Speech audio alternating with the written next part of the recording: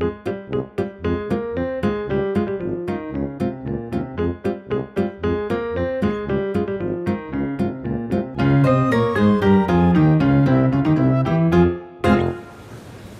real treat for me is oven chips.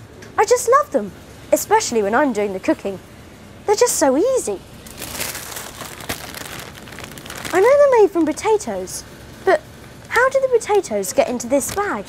And more to the point, how are potatoes grown? Once the worst of the winter is gone, tractors around Norfolk get busy planting potatoes. In fact, what is being planted is a small potato that has been grown elsewhere, often in Scotland.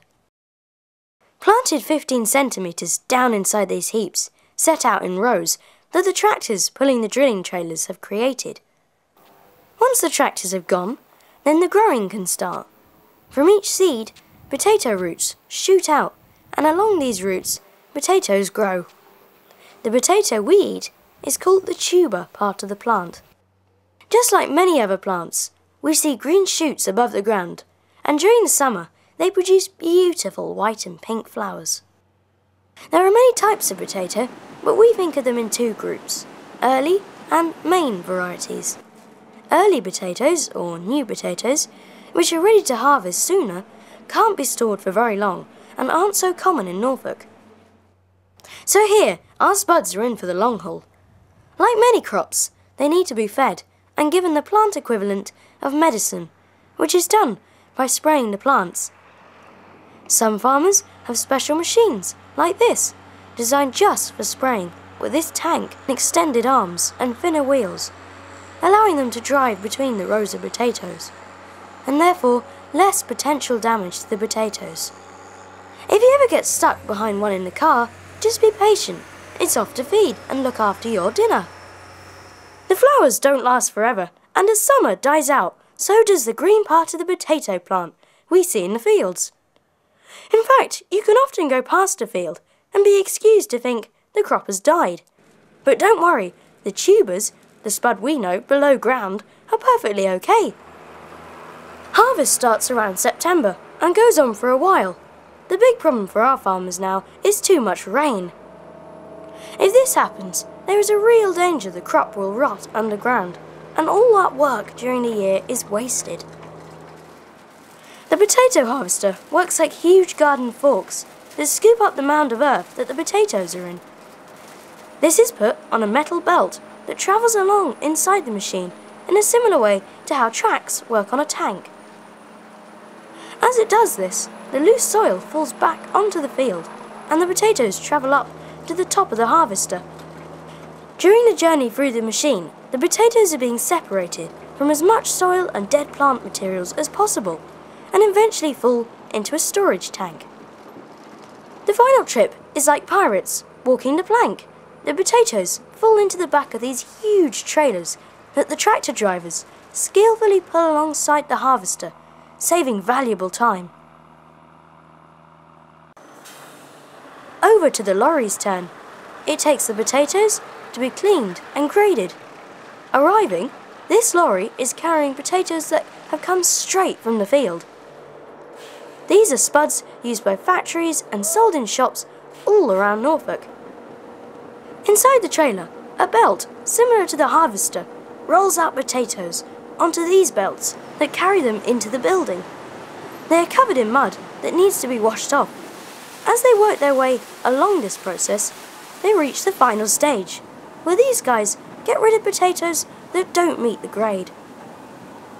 As soon as the spuds start leaving this trailer, the driver takes his cab to this trailer, which is then backed into position. All very efficient. This one driver has delivered and will take away 27 tons of potatoes in less than 1 hour. The potatoes that have now made the grade are now falling thick and fast into the lorry's trailer. You can see how much cleaner they all are, and now that all that mud is not weighing down the load. After all, it takes a litre of diesel to take this load 2.5 kilometres. That costs all of us when we eventually buy the potatoes. One last job before the next part of the journey. and that is to weigh the whole vehicle. This has to be done by law. There is a limit to how much any vehicle, even cars, are allowed to carry. And our driver doesn't want to get in trouble with the police. So what about Norfolk potatoes? Well, many of them end up in food products, like frozen roast potatoes, croquettes, oven chips and crisps. We have come to the Heinz factory to learn more. In the local area, local to the North Walsham area, we're one of the biggest employers. We employ around 210 people here. We bring potatoes in potato bulkers, about 27 tonnes each, and we'll have anywhere between about 12 and 16 of those come in per day. They get washed, they get peeled into steam peelers. We inspect the potatoes then. There's a number of inspection processes that we go through during the making of a chip.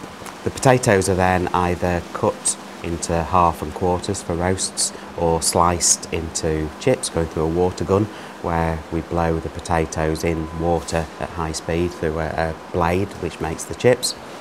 They're then optically sorted, where a machine looks at the chips or the roast potatoes and blows out any bits that aren't white potato. So if the potato or the chip has got any blemishes, it blows it out. Those chips or roast potatoes are then dried, some moisture taken out of them. They're then battered and fried. Fried in a fryer that sits at about 190 degrees C and fried for 2 to 3 minutes. And then the chips are immediately frozen. The frozen chips or roast potatoes then go straight through to our packing area, where we pack them into the individual bags, which you'll see in the supermarket freezers, at between 80 and 90 packs a minute. We put them in cardboard cases.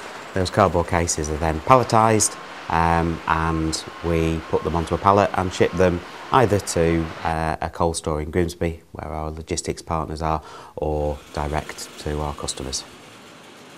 If you look down these frozen aisles, you'll see so many things that have come from the potato fields. Don't forget, you can buy potatoes here at Fresh Produce and learn how to turn them into mash, roast spuds, jackets and even chips. Why not try new potatoes? You can boil them and then serve with a salad.